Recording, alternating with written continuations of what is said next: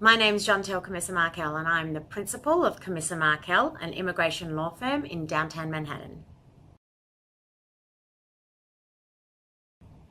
3 pieces of advice that I'd give to my Australian clients are: 1, check your I-94 after every re-entry after international travel, because the end date that the officer puts on your I-94 governs the date that you're allowed to stay in the United States until. So if they've made a mistake, which they often do, it can have dire consequences on your immigration status in the US. Number 2, don't get arrested. Number 3, don't drink and drive, and don't do drugs.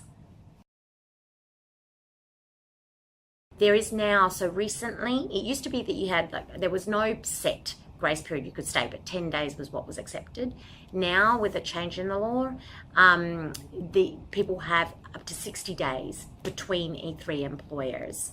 But people have to be cautious of that 60 days, because now, people are hearing, oh, I have 60 days, I have 60 days. But really, it's whether it's 60 days from the end of employment if your I-94 and your LCA end dates are beyond 60 days. So if your I-94 or your LCA is shorter than 60 days, then those become the date that you can stay until.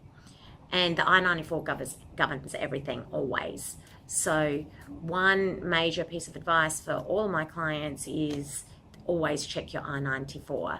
And particularly if you're the spouse or dependent spouse, or if you're on there are couples that come that are not married.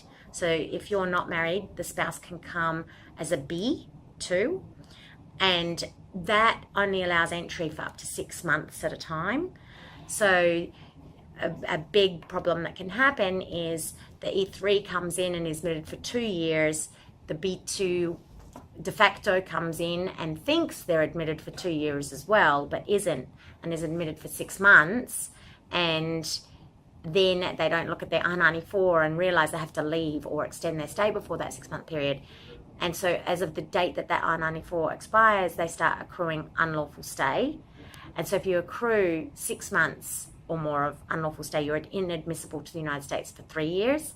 If you accrue more than a year of unlawful stay, you're inadmissible to the United States for 10 years.